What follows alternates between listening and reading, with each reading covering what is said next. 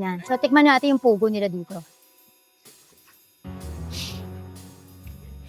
Ano na sinabi? Ganyan talaga minsan mga Pinoy, no? Akala, syempre, ano naman ka nagkakaguluhan doon? Parang wala na siyang mangganak. Kailangan nating ma-experience ang mango shake nila dito, lalo na ang init. Hindi naging successful yung mango shake. Ano natin? So, ayan, yung kakainan natin, yung usually kung saan kumakain si Christoph. So, pinuntahan mo niya itong kaibigan niya. Nice to see you again! My gosh!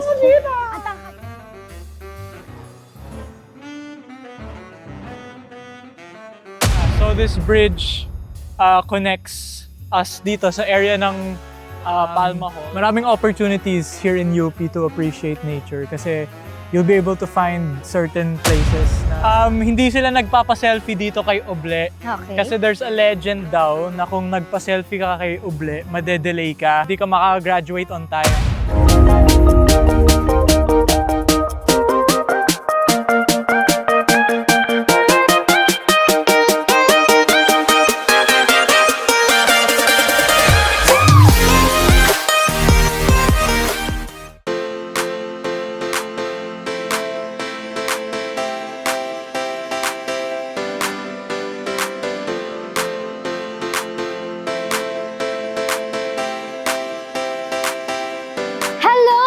Gen Z, as in Generation Clara. And hello din sa ating mga netizens na Generation Clara or Claranets. And also to my gladiators, welcome to another episode of Glad to be with you. And now, obvious ba kung nasan ako? Siyempre, dito ako sa UP. And today, itutour tayo ni Christoph! Woohoo! Hello, mga Gen Z or Generation Clara or Clarinets. Or Generation Or Christoph. Generation Christoph. Welcome to my campus, UP Diliman. So, ipapasyal mo ako ngayon, anak. Oh yes, Siyempre. we're gonna have a lot of fun. So, ngayon nandito actually tayo sa Oblation. Fun fact, yung mga UP students, hindi sila nagpapa-selfie dito kay Oble. Okay. Kasi there's a legend daw na kung nagpa-selfie ka kay Oble, madedelay ka. And Yung hindi mga students. Yes, yung mga students, hindi ka makagraduate on time. So hanggang ngayon, wala pa akong selfie dito kay Oble. Ganun. Wag na lang, wag na. Wag lang. Ayoko madelay ka, anak. Pero Ako naman pwede dito mag-selfie. naka-video na rin so parang ganun na rin. Naman. Hopefully not, yeah. So, excited na ako. Though mainit ngayon. Oh pero yes, as you can summer. see na punong-puno naman dito ng trees, di ba? And Yeah, for sure. For sure. I'm sure hindi naman tayo masyado makahagard sa init. Oo, no. So, anak, ano ba Mami. natin gagawin? Papasyal muna tayo and then syempre, titikman natin or natin Very good sa kainan food. ninyo. Yes, mga food strips. Yes. Sa Area 2, masarap doon. Parks. Yes, sa mga parks. Siyempre, napaka-presko, napaka-open na mga parks dito. So, napakasarap pumasyal dito sa UP Diliman. Yeah, so, Yeah. let's go! Let's go! Let's go! Let's go!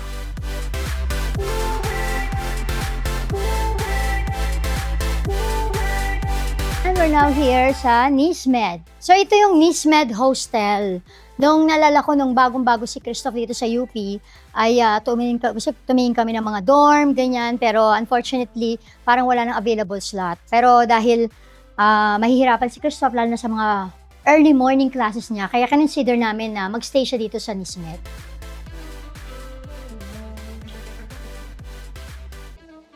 Hello, kuya. Ayan, mag-hi ka naman sa vlog ko. Ayan, finally. Dito sa NISMED, natuwa ako dito kasi syempre nung kasama ako ni Christoph, naghahanap ng parang pagsistayan niya for, not naman for a month, pero kasi daily ano lang naman yun. Pagkaya kailangan lang niya magstay. So dito sa NISMED, marami siyang rooms, pwedeng shared, pwede ring solo, tapos shared bathroom, ganyan. Na daily ang rates niya. Tapos dito sa banda dito, syempre, ito yung common area nila where the students can study, hang out, diba, relax, ganun. Kapag so yan, napaka-maaliwalas. So, hanggang doon. There. So, ngayon, dahil marunong na siya mag-drive, so, bihira na lang siya nagsistay dito. Yun na lang yung pag sobra lang talaga magkasunod at maagang-maaga yung school niya. Yes. This is where it all started. Oo, naalala ko talaga. Kaya memorable sa akin ang Nismed kasi ito yung unang-una namin pinuntahan para mag-inquire ng room na pagsustayan niya. Thank you, Kuya! Ay, kuya. Bye!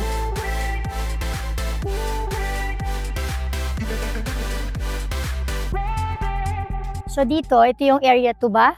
Yeah, this is area 2. Mm-mm. JP Laurel Street. Dito kami kumakain pag may free time and sa mga lunch break kasi most of the foods dito affordable, student-friendly, di ba? Oo nga, parang budget friendly. So, iba-iba. Actually, ang maganda dito, marami ka rin pagpipilian, maraming options. Maraming kung ano yung gusto mong kainin. Ay, katulad niya, may Korean. Itong street na to, puro mga kainan lang. So, food strip. Food strip siya. Food strip siya ng UP. Yes. So, area 2, pagka medyo, syempre, alam mo naman pag students, naka-budget talaga yung Very ano niya. budgeted, Yes, yung food. very affordable. So, where do you usually eat here? Kasi maganda dito, maraming variety. So, ayan, yung kakainan natin, yung usually kung saan kumakain si Christoph. So, pinuntahan mo na niya itong kaibigan niya na Ito, dito rin, Ito po. taga-UP din. ito yung pwesto ng kaibigan ko. Ito, Silugan. Silugan. So, different kinds of silog. One stop. Oo. Let's go. O, tapos, syempre, dahil mainit ngayon, meron din siyang ice cream. Yan. Yes. So they also serve soft serve. Yes, oo. Tapos ito, So, ayan, yung mga Sila iba-ibang ba? silog nila, very affordable. So, habang inaantay natin yung pinaluto natin, dito sa nasilog, ay, sabi ni Christoph, since init ngayon, bili muna tayo mango shake. meron tayong mango shake. So, alam mo kung saan yung famous na mango shake dito. Kahit saan naman dito sa area 2 or sa buong UP, sikat talaga yung mango shake dito. So, palagi iniinom ng mga estudyante. Yan. Ay? Shake fries nakalagay. Hindi, shake and price. Ito, hindi. Yun ang mango shake. Saan? Pero dito usually Saan ka bumibili? doon sa may maraming tao. Ay, Pero aming tao. meron ring tapat nun. Baka kaya ang daming tao kasi. Ito yung original na kinakainan ko talaga dito. Oh. Ever since the start. Yan, shawarma rice. Saan ito? Dito tayo bibili mango shake? Dito sa tapat. So, what's the about? Bakit ang daming tao? Kailangan nating ma-experience ang mango shake nila dito, lalo ng init. Ito, mga din siya. Mga silog. Ang galing, no? Tinransform nila yung mga bahay-bahay into, di ba? Ikaw na ka bumili, oh. May strawberry din. Ay! Bongga, no? Kasi ang init, eh. Kaya, pero tapos siya na lang nagtitinda ng mango shake, kaya gano'n kadami ng tao. Usually po marami rin pong nagtitinda. Oh, pero kasi doon daw bumibili dati yung anak ko, kaya lang, ubos na, oo, sarado. I don't have barya. Ang ginit, no? Swerte ni Kuya kasi siya na lang nagtitinda yata nung, saan? Ba't parang mas maraming tao dito? Di ba minsan parang, di sabihin, Meron din. mabuti pa siguro, naisip namin, kumain muna tayo ng sinog bago tayo mag-mango shake. Kapag humupa na itong dito. Hindi tayo success sa mango shake. Hindi naging successful yung mango shake. Natin. Diba? Babalik na. Siyempre, kasi ang haba ng pila. Nakakahiya naman. Dapat mauna sila dahil nauna naman talaga sila sa pila. So, kain muna tayo. Tapos, yun na lang ang pinakapang-dessert natin. Mango. So, ang galing dito. Kung ano yung trip mong kainin nandito. Yan, te, luto na. Yan. Kain muna tayo. Let's go. Yan, ito na yung order natin. Mga silog-silog. So, para ma-try natin dito sa Area 2. Ayan. Hmm! Lasang itlog. Ay, itlog naman talaga.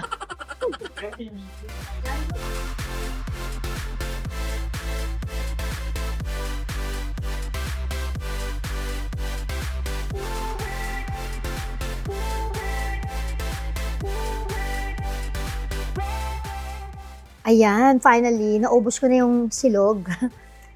Sarap ng kanilang, in-order ko Hungarian silog. At ito, nakamit na rin natin yung napakahabang pila kanina. So, kaya naman pala. Kasi refreshing siya, lalo na ngayong tag-init, no? Lasang-lasa mo yung mangga and ikaw, Christoph. Sarap, Yung- sarap. Sarap yung food, Masarap. yung shake. Yes. So, sarap. Perfect match sila kasi masarap yung food at saka masarap din yung shake na pinakain natin. Perfect sa tag-init. Ano? So, saan naman ang next, natin? Sun. Ikot na lang tayo sa oval. Okay. Doon naman. Baka may makita tayong mga fishboard. Mga snack naman. Let's go.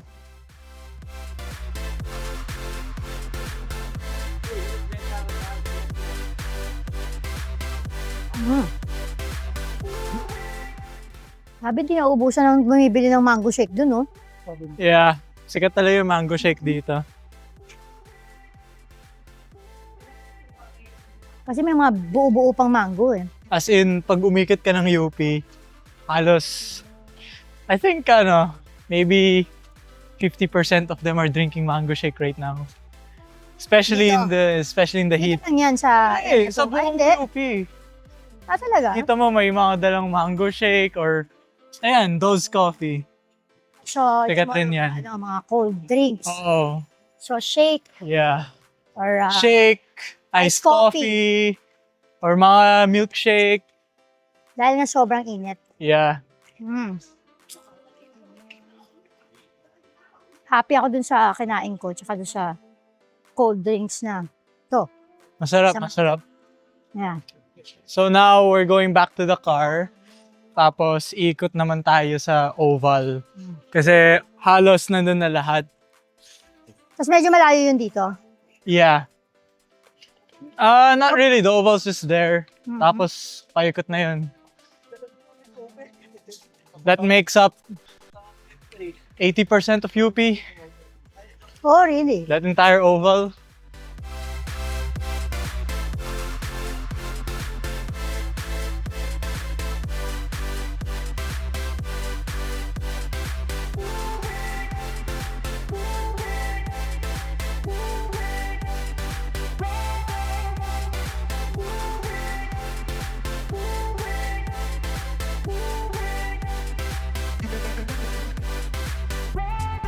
Ito lagi ko to nakikita yung pag dumadaan yung sasakyan natin dito, di ba? Yeah. Going, bawa, Ito yung... matid ka sa UP, ganyan.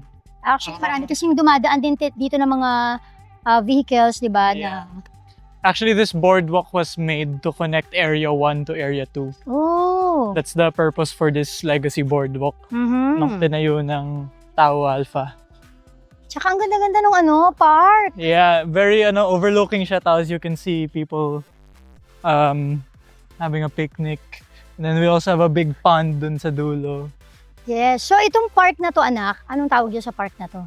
Actually, it doesn't really have a name. It's just another one of the many open spaces dito sa UP na napaka-naturesque and naturesque and picturesque. Very, siya, And this is open for very public. green. Yes, open to public. Kasi parang may nakikita ko mga nagpipiknik. Yun, yung mga- Yeah, tsaka most of the trees here are incredibly ancient rin. Sobrang tanda na ng mga trees. So, this bridge is going to dun sa mga stores na yon. Yeah, so this bridge connects us dito sa area ng Palma Hall. So this is Area 1. Yung pinanggalingan natin doon earlier, that was Area 2. Kung saan tayo kumain.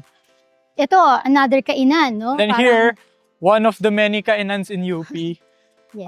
Very convenient siya for students kasi itong area na to, mostly for academics talaga to.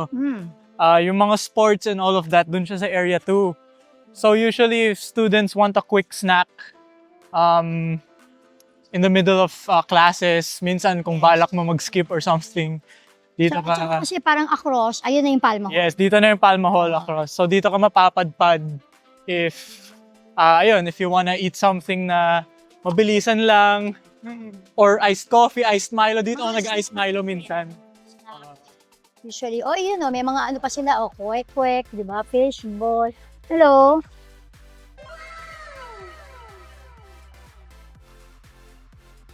Kung yung sa area 2, it's more of mga rice meals, no? Actually, sa area 2, meron ring maraming mga, mga, So, ganyan din, yung mga yes, merienda. mga kiosk, mga street Yes. food. Street Everywhere food. in UP makikita mo yung mga street. Pero I think this is more accessible.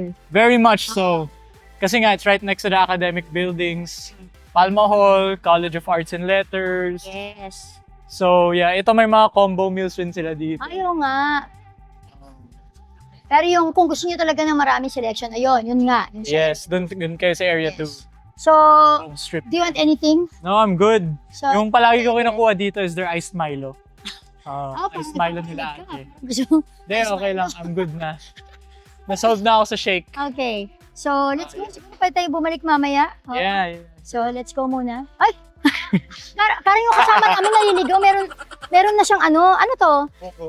Ay, pugo. Pero malakas to. Malakas. Yan. So, tikman natin yung pugo nila dito. Minute. Ano na sinabi? Ano, Brugoy? Tubig. Ha? Mainit. Mainit pala. Nagkapisa ka sa Ogie. Palagi ko bumibili sa inyo ng iced Milo. Te.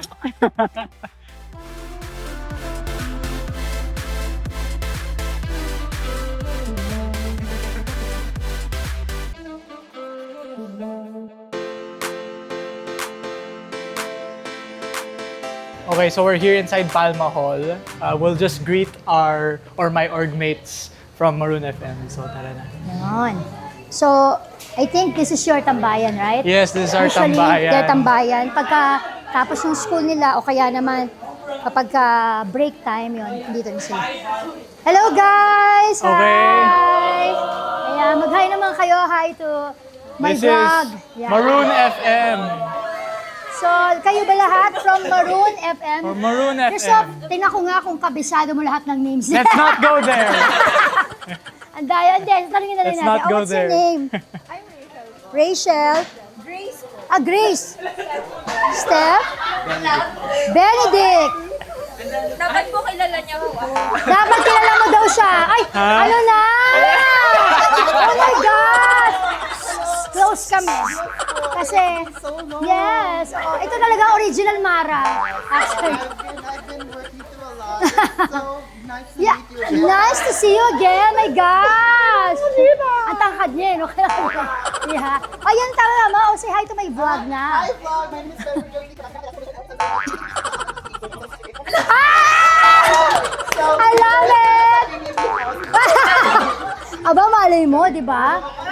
This is our president of Maroon FM. Ah!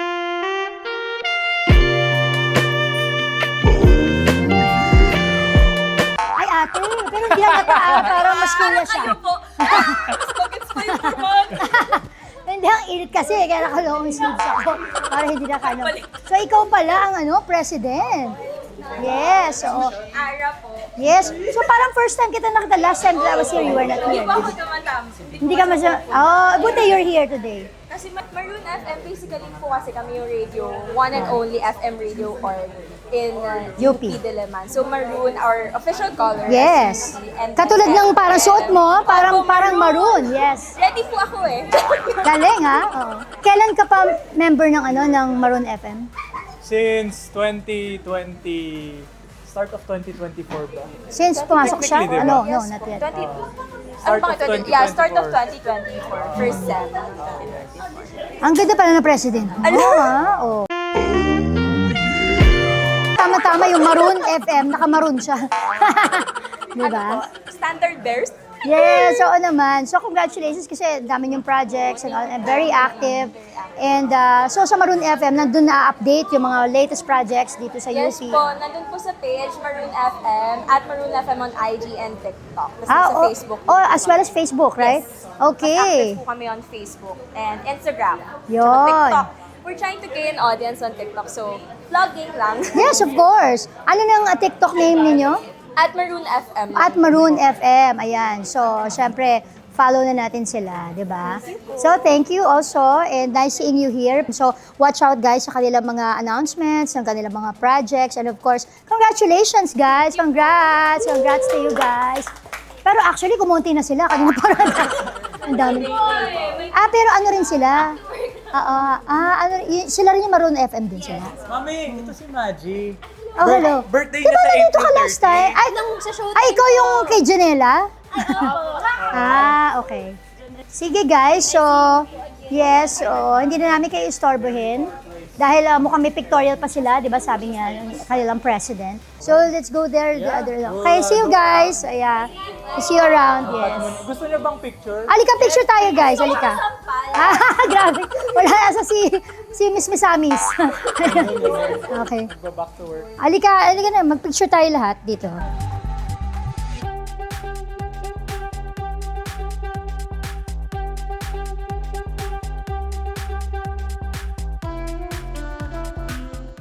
Okay, so ito yung, I think, my newest favorite attraction dito sa UP. Itong inopen na Porsche Sanctuary. It's a walkway, tapos wala, napaka presko, very green, and then it's really nice kasi you'll be able to see there some butterflies around the area rin. So Yes. it also adds to the ambience, di ba? It's really Shop relaxing. plants and Plants, flower sanctuary. flowers sanctuary, yes. And then it's also overlooking yung tawag namin dito, lagoon. Kumbaga yung catch basin namin. Dito may mga ano pa, For rain. bench.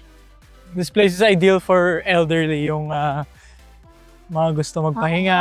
Oh, oo nga. Very relaxing. And then Relaxing. you'll be able to feel na hindi gaano mainit dito. Oo nga, kasi Diba? kahit summer, dahil nga ang and daming trees, It's surrounded by trees. surrounded by trees, mga huge plants, Yeah. the flowers, Butterflies. you see the butterflies, kaya Napaka- maganda nga rin na medyo mag-relax dito. So, pagka mahaba ba yung break mo, minsan, nagpupunta ka dito or malayo to sa building? Pumupunta ako dito if gusto ko magmuni-muni. Muni-muni. Or if I just want to appreciate yung lugar, Mm-mm. 'di ba? Yung nature. Maraming opportunities here in UP to appreciate nature kasi you'll be able to find certain places na you didn't know it was there before. Mhm. Tapos napakaganda. And there are a lot of those in UP. Yung hidden places na very pretty and full of nature talaga. Yes. So this is only one of them na newly opened by Porsche. Yes. So napakaganda rin ng view. Mhm. See. So, it just opened when? I actually don't know pero nung 2023, Pupunta first ka year ko dito. dito, Dito ka wala na. pa. Wala pa. It's a new project nga. Mm. So yeah, this is one of my favorite attractions Yan. dito sa UP. Yung mga loose butterflies. Yes, oo. Ang ganda. Napaka-relaxing. Yes. So, kung medyo nasa-stress ka na sa Oh, schoolwork, yeah. pwede kang pumunta muna dito huminga. Yes, definitely. Yes. And makakahinga ka kasi it's very open. Yes. Trees all around. Mm. Very green, like I So, said. kahit mainit ngayon and summer, so maraming shade Yeah. para hindi ka masyadong mainitan. And yun nga, syempre, natural air. Yes. No? This is what we call our lagoon. Kumbaga, it's our catch basin for rainwater. Mm. So that's why hindi bumabaha dito sa UP kasi we have this lagoon that extends all the way there. Mm. Tapos doon sa bandang dulo, after the lagoon, sunken garden na yun. Oh, okay. Yun, sa Sunken Garden, di bumabaha? Hindi. No, not really. Well, kung babaha man, since it's so wide and napakalawak, very minimal yung flood. Sobrang lawak talaga ng mga parks dito sa UP. And Napaka-presko, so breezy, surrounded by nature. Talaga, you couldn't ask for more. And no wonder, marami ring nakikita ka nag-exercise. Yes. Even sa gabi, no? Kasi Oh, mas lalo na sa gabi. Ang dami nagja-jogging dito and running. kasi nakita ko na may mga lights din talaga, street Yeah. lights. They also up their security ngayon sa UP. So, mas safe na siya entirely. Yeah. Pero alam mo, gusto ko lang din i-share sa inyo. Alam niyo ba nung after Christoph, or before he graduated, di ba, in Bannister, right? So, sinabi niya lang sa amin, syempre ng daddy niya, kung saan siya mga nag-apply, di ba, na universities and all. And then, talagang hindi namin in-expect when one day I got a call from Christoph. Sige nga, ikwento mo anak. Sa meeting with your dad. Yeah, so nag-apply ako sa top 4 universities. And then, hindi ko na-expect na makapasok pala ako sa UP because my grades were, well, let's just say, I mean, nandun naman siya sa top pero hindi siya yung stellar, kumbaga. So, nagulat na lang ako, nakita ko, na-accept ako. And then, I couldn't believe it at first. My first initial instinct was to call sila mom and dad. Apparently, they didn't know pala na nag-apply ako. Yeah, alam ko lang yung ibang universities no, that he mentioned sa amin. I really thought nasabihan ko kayo na nag-apply sa UP. We really had no idea. That's why I was so surprised. And of course, happy at the same time kasi sabi ko nga parang ako, frustration ko rin yung makapag-aral dito sa UP, di ba? O sa mga top universities talaga. And isa yun talaga sa gustong-gusto ko. Dahil syempre, bukod dito sa environment, alam naman natin, di ba, yung system ng education yes. here in UP. And basta, sobrang proud lang kami sa kanya ng daddy niya. Kasi wala sa expectations namin eh. Syempre, wala naman kami ine-expect na nag-apply siya Kahit dito. sa akin, wala sa expectations ko na makapasok pala ako dito. So, kumbaga, kung dati dinadaan na lang namin ito, syempre, nung Yes. sasakyan namin, halimbawa, going to, kung pupunta kami, halimbawa, kung QC. pupunta ako sa QC yan, kasi di ba open din naman, dinadaanan to ng mga sasakyan. So, dati ko pa ina-admire yung mga parks talaga at kung gaano kalawak ang UP Diliman. And ngayon, syempre, parang hindi pa ako makapaniwala nung una na, well, at long last, may anak na ako na nag-aaral dito. And katulad nito, ayan, tinutour niya ako. Tapos, doon ko mas lalong na-appreciate actually. Not just the school, pero yung entirety, ika nga. Yung pati yung environment niya and yung the entire place. Yeah. So, ayun, this is just part of the oval. So, kumbaga yung entire oval na to, we call it the academic oval. Kasi kumbaga, all the academic buildings line. Nakapaligid. Parang Nakapaligid na dito sa buong oval na to. Oo. And then, Ang oval is this park? Parang itong park na to, no, not just this Nakapaikot? park, not just this park. The entire center of this, hanggang Sunken Line, all the way around hanggang Oble. Mhm. We call that academic oval. Kasi nga, all the buildings for academics naka-line na dito. So, very convenient siya. Kumbaga, if you want to transfer from one building to another, you just have to walk either this way or that way. Mhm. So, So parang ito na rin yung main road. yeah, dito itong sa UP. itong oval is the main road, yes. Yes. Sa totoo lang, ang hirap din palang tumambay dito sa ilalim ng puno. Parang pinaghihili ako. Parang inaantok ako, no? Parang kahit Napakasarap yes, ng, okay pala. And to think it's summer ha, pero hindi ako nasistress sa init. Hindi ako Yes. yung parang hapong-hapo sa sobrang init o pagod na pagod. Kasi nga, ang daming puno. Yun ang Absorb. nakakatuwa dito. Oo. So, tsaka ramdam mo na nare-relax ka talaga, di ba? Glad to shout out sa ating mga loyal viewers and subscribers. Hello to Gail Manuel, Cecilia Morales from Nha Trang, Vietnam, Michelle De Jesus, Alain Marquez na bago nating subscriber. Hello din kay Miss Evelyn Sunga and to her family in Las Vegas. Mona Hirenya, Grace Campbell, Wendy Wentz, Banji Golveo, Maya Gianan from Dubai, Ashley Finley, Moments with FG, Lalaine Mates, The Ronaldo Photography, Probensyana Mahiyain, John Joshua, G. Such, Soar High World Tour 2025, JA842SS, Just Me, EDMRD, Ana Castillar, Leonide Scheider, Tam Espiritu, Ruby Ariola from Italy, Yek Yek 77, Connie Tatlong Hari Nano.